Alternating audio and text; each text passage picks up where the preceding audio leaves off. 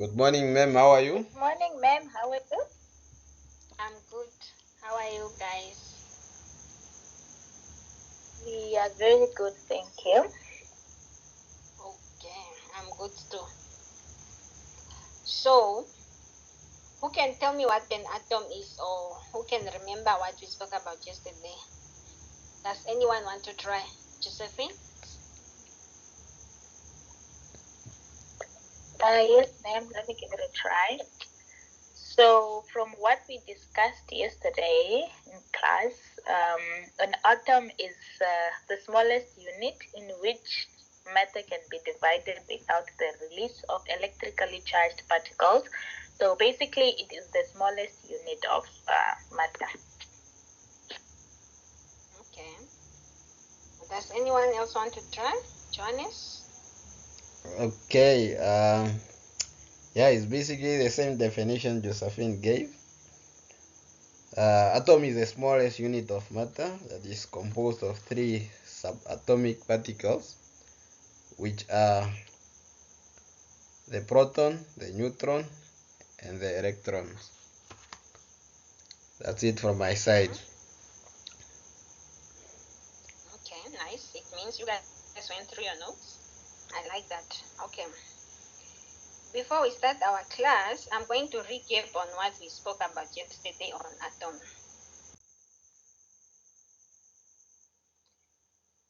Like you guys said, an atom is a particle that consists of a nucleus of protons and neutrons surrounded by electromagnetically bound cloud of electrons. As you can see at the picture below here, it's an atomic structure of a helium atom with a nucleus at the center, whereby there's protons and neutrons inside, and electrons is located on the orbits around the nucleus. Okay, today we are going to talk about the nucleus of an atom. But before that, I would love to mention the teaching method that we're gonna use today. Since our class is an online class, we are going to have an interactive technology method, and we are also going to use a teacher-based approach as well as learners-based approach. But before that, by the end of this lesson, you students should be able to describe the composition of the nucleus in terms of the protons and neutrons. We should also be able to use the term proton number, which is an atomic number and it's denoted by a Z. And you should also be able to term a nucleon number, which is a mass number and it's noted by an A. You should also be able to use a term nuclide and the nuclide notation, which is given by this notation here. Moving on, here this picture shows the composition of the nucleus of an atom. Looking at this picture, as we mentioned earlier, the nucleus is at the center of this model, which is called a planetary model of an atom. And this model was introduced by a scientist called Ernest Rutherford. And as you can see on this picture, there is proton and neutron at the center of the nucleus, and electrons are rotating around the nucleus on the orbit. Okay, this is similar to the solar system where planet revolves around the sun. Are we together? Yes, we are together so far. Okay, and on our right hand Yes, side, okay, on our right hand side is a helium atom structure.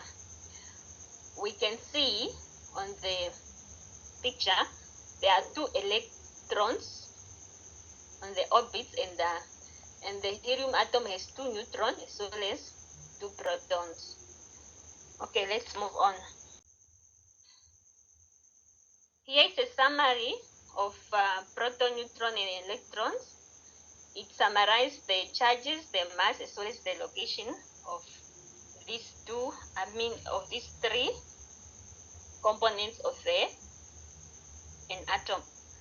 Proton has a positive charge and neutron has a zero charge, and electron has a negative charge. The mass for proton and neutron is 1 and electron has a zero mass. And these components are located, proton and neutron is located in nucleus, and electron, you will find it on the orbits around the nucleus. Okay. We are going to talk about an atomic number and a mass number. Here is a standard way of writing an atomic number and a mass number. As you can see on this notation, an A is called a mass number and a Z is an atomic number. An atomic number is equal to the number of protons in an atom, and an X symbol here shows the element of a certain element on the periodic table. Let's move on so we get more detail in about the atomic number. Atomic number Z correspond with the position of an element on a periodic table. Let's see, for example, here we can see lithium here, which is the number 3 element on the periodic table. As it says it's a number 3, that means lithium has 3, which is an atom, has 3 atomic number, which are proton numbers. And for neutral atoms, the atomic number will also indicate the number of electrons. And for example, a chlorine atom has an atomic number of 17, which means that there are also 17 protons in the nucleus of the atom, and there are 17 electrons around the nucleus of the neutral chlorine atom. Are we together? Yes. Okay. Here is we are together. Okay. Here is the mass number. We're gonna talk about the mass number. A mass number is the sum of the proton and neutron in the nucleus of an atom. It's given by this formula. A mass number is equal to protons plus neutrons, and it's noted by an A, as we mentioned earlier. Okay. Let's move on. Here we are going to calculate the mass number of a given element. This is an example given. A mass number of a sodium atom is 23 and its atomic number is 11. Find the neutron. From the definition of mass number, it says mass number is equal to atomic number plus the neutrons. Since we are given the atomic number and we are given the number of the mass number, we should be able to calculate the neutron. So plugging in the value for the mass number and the atomic number, we found that the neutron is equal to 12. Okay, we are going to move on to an activity. This is a class activity, we have to do it together. It says, given the mass number and the atomic number, find the neutron and the name of an element. We have to do this together. So guys, take your pen and paper so we do this together. As you can see, the element here is 31 and 15x. So can anyone tell me what's an atomic number? And also what's a mass number? And also the element using the periodic table.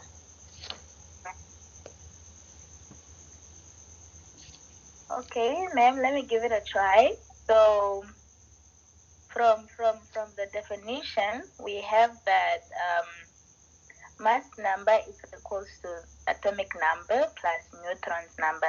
So what we do is we are supposed to make neutrons the subject of the formula, and then that gives us mass number minus the atomic number, which is now 31, minus 15, and that gives us that the neutrons number will be equals to 16. And using the periodic table, we get that the name of the element is actually phosphorus. That is, if I'm not mistaken. Okay, you are right, Josephine. Thank you for the try. It's very nice. Okay, so we came to the end of our class. But before we come to the end, I would love to say something. Here are the online reading materials you can reach out to. You can use these links to read more on on atoms and atomic number as well as the mass number. And also our next topic will be on isotopes. So I expect you guys to read more on this. Read this from your physics or textbook. And if there's any questions or any clarification you might need, you guys are welcome to ask now and say something.